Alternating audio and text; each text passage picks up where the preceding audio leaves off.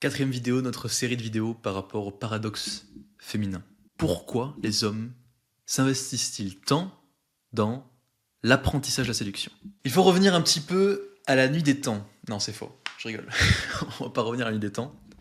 Mais par contre, si on revient juste 40-50 ans dans le passé, on peut déjà observer que au moment de la révolution sexuelle, et donc de la prise de pouvoir un petit peu des femmes progressives par rapport à leur propre vie, et de la diminution de la dépendance justement d'une femme par rapport à son mari, on a pu observer une tendance justement à l'apprentissage de la séduction. Là où auparavant les hommes, pour courtiser, avaient juste besoin de réagir, on va dire, de manière relativement simple, en se montrant avenant avec une femme qui leur plaisait, on est rentré dans une ère où il y a de plus en plus de jeux auxquels jouer, de plus en plus de règles avec une communication qui en plus maintenant va être aussi téléphonique, va être textuelle, va être, bon, en vidéo aussi, mais peu importe.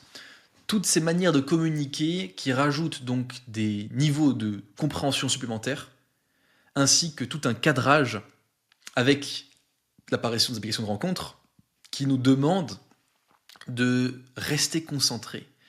Parce que c'est très facile de se faire perturber un petit peu par toutes ces nouvelles choses, de ne plus savoir où donner de la tête, et donc en fait, de revenir à cette statistique que j'ai donnée il y a de ça 2 vidéos, qui était que 31% des 18-30 ans, des hommes de 18-30 ans, littéralement, n'ont eu aucune expérience sexuelle, aucune expérience charnelle sur l'année de 2018-2019. Là où on n'était qu'à 18% ou 17% en 2003-2004. Vous voyez. Qu'est-ce que ça veut dire tout ça? Ça veut dire qu'effectivement, avec la globalisation, mondialisation, bien sûr, mais d'un côté, l'hyperconnectivité, on a observé un changement de pattern, de schéma, qui s'est opéré où, parce que on va faire rentrer dans la tête des gens, dans un conditionnement social profond, une forme de propagande, qu'il faut être respectueux, il faut être ci, il faut être ça, il faut faire en sorte de ne pas faire ci, de ne pas faire ça, et de mettre donc un set de règles qui en réalité n'ont ni queue ni tête, on empêche, on va dire, l'ordre naturel des choses et la manière que les jeunes gens peuvent avoir de se retrouver initialement, de se faire. Parce qu'on met des barrières et des barrières. Alors que, et ça je peux le dire d'expérience, petite parenthèse, mais lorsque je vais interviewer des jeunes femmes de 18 à 25 ans, vraiment des jeunes femmes, pas plus de 25 ans habituellement, et que je vais leur demander par rapport à quel serait pour elles le meilleur contexte pour rencontrer des jeunes hommes, il y a 2 réponses qui me sortent. 2 réponses qui me sont sorties.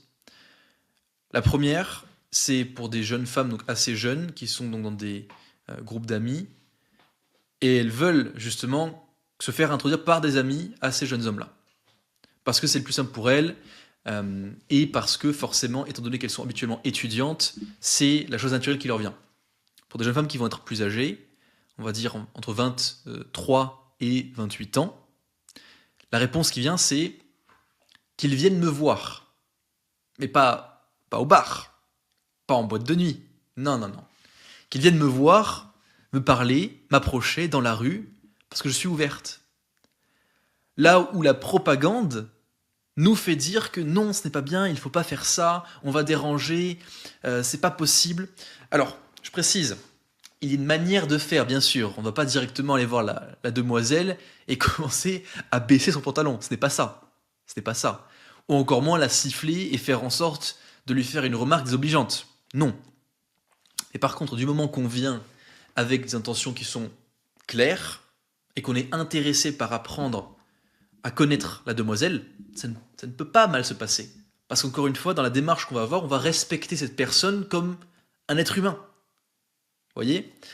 Donc, il y a tout ce challenge. Et effectivement, il y a ce besoin d'apprendre la séduction parce que il y a eu un développement de la communication sur différents canaux, donc en ligne et hors ligne, forcément. Et il y a des attentes toujours plus élevées des jeunes femmes.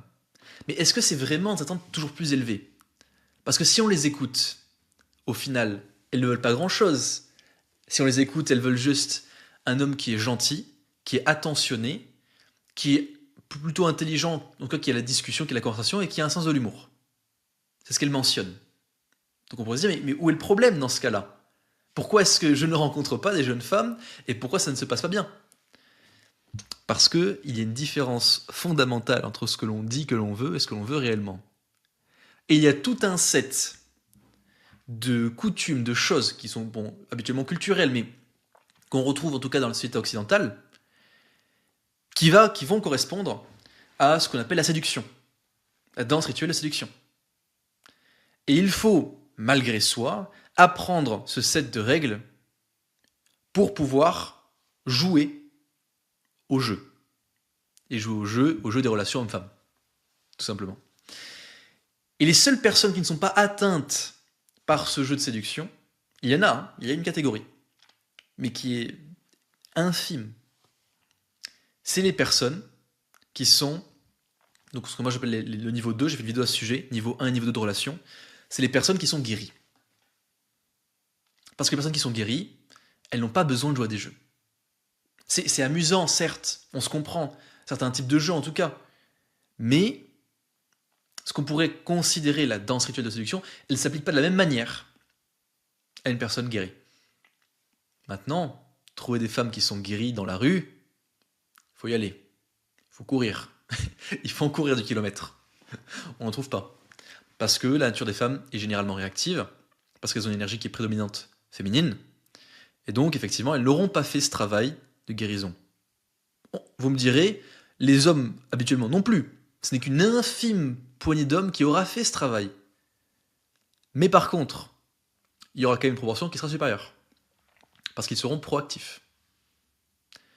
D'où, donc, la nécessité, parce que on sait qu'au quotidien, il y a ce niveau de communication qui va être toxique, à jouer à des jeux qui vont être, on pourrait le dire, toxiques. Qui pourraient paraître amusants, mais ils sont amusants tant qu'on est toxiques. Et une fois qu'on les connaît, qu'on les comprend, sont-ils réellement amusants? Tout est relatif.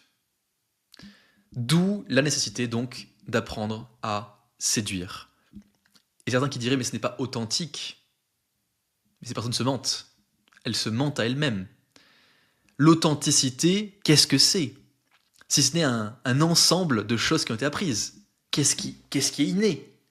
Est-ce qu'on a appris à parler ou est-ce que le don de parole est quelque chose qui nous vient naturellement? Non, c'est appris. Donc la communication aussi. Donc l'authenticité, ça ne veut rien dire. Si ce n'est que le fait de rendre notre manière d'agir authentique, c'est-à-dire naturelle. Dans ce cas-là, oui. Laissez cela cogiter en vous. Encore un petit peu de matière à réfléchir. Ça vous donne un peu de contexte. La prochaine fois, on discutera de la perception de la valeur versus la valeur réelle.